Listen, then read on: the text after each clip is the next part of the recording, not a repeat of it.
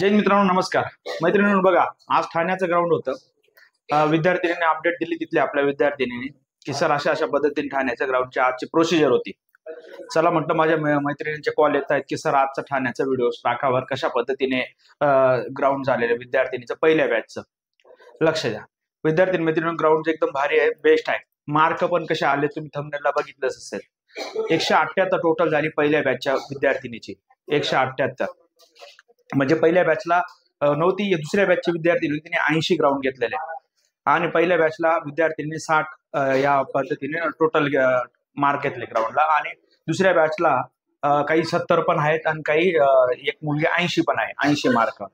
आणि मग अशा पद्धतीने तुम्ही बघत असणार की मार्क कसे येत आहेत. जास्त मार्कवाले विद्यार्थिनीला सुद्धा 80चं ग्राउंड घेतलंय त्या विद्यार्थिनीने. आणि तुम्ही ते मार्क पण बघतायत, तर त्याची टोटल होते 178 टोटल होते. 98 प्लस 80 178 मार्काची टोटल झालेली विद्यार्थिनीची आहे. आणि मग आता बाकीच्या विद्यार्थिनींना म्हणणं सर आम्ही कशा पद्धतीने ट्रॅक बद्दल बोला. तर विद्यार्थिनींमध्ये ट्रॅक असा आहे, ट्रॅक एकदम म्हणजे अजिबात टेन्शन नाही, फक्त 2 ठिकाणी थोडं वळण आहे, बाकी सरळ ट्रॅक आहे, पळायला एकदम बेस्ट आहे. नाही विथ तिथलं मॅनेजमेंट 1 नंबर आहे, मॅनेजमेंट बद्दल काहीच टेन्शन नाही. आणि तिथं फिटनेस सर्टिफिकेटचं काही टेन्शन नाही, त्या बघत नाही ते, म्हणजे फक्त बघतायत आणलेले काही असं.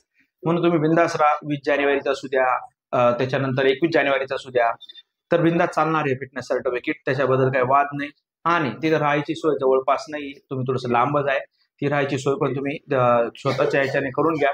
आणि येणाऱ्या विद्यार्थी मैत्रिणींनो, पॉझिटिव्ह एक डोक्यात मेसेज टाका की ग्राउंड सोपा आहे आणि तुम्ही ग्राउंडचा बेस्ट देणार आहे यासाठी. कारण की तुम्ही भरपूर विद्यार्थ्यांचा कॉल येतोय की सर ठाण्याचा आजचा पहिला दिवस कसा होता. तर पहिला दिवस अशा पद्धतीने होता, जास्त मार्कवाल्या जेवढ्या पण आहेत, आज 90 प्लस मार्कवाल्या विद्यार्थिनी आहेत. आणि अशा विचार करा, 98 मार्क घेणारी विद्यार्थिनी आउट ऑफ ग्राउंड टाकू शकते.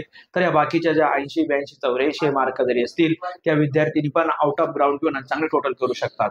मेरिटचा अजिबात डोक्याला ताण करू नका. फक्त हा मेसेज एवढ्यासाठीच होता माझ्या विद्यार्थिनी मैत्रिणींसाठी की कधी कधी काय होतं की ट्रॅक कसा आहे काय आहे ते डोक्यात एक टेन्शन असतं.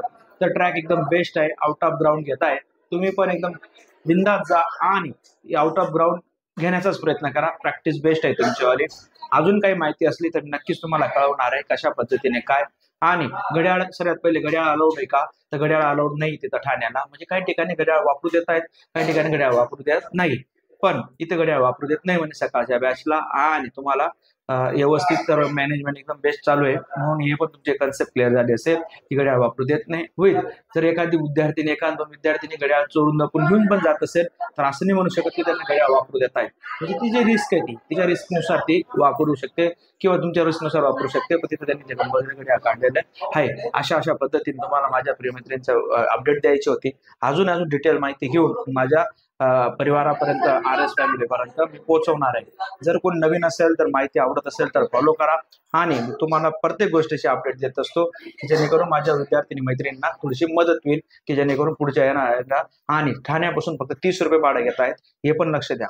काही काहींना रिक्षावाले 100 मागत असतील, फक्त 30 रुपये भाडं लागत आहे ठाण्यापासून. ठाण्याला उतरले की लगेच तुमचे रिक्षा आहेत, लगेच तुम्ही तिथून पोहोचा, तुम्ही ग्राउंडवरती पोहोचणार.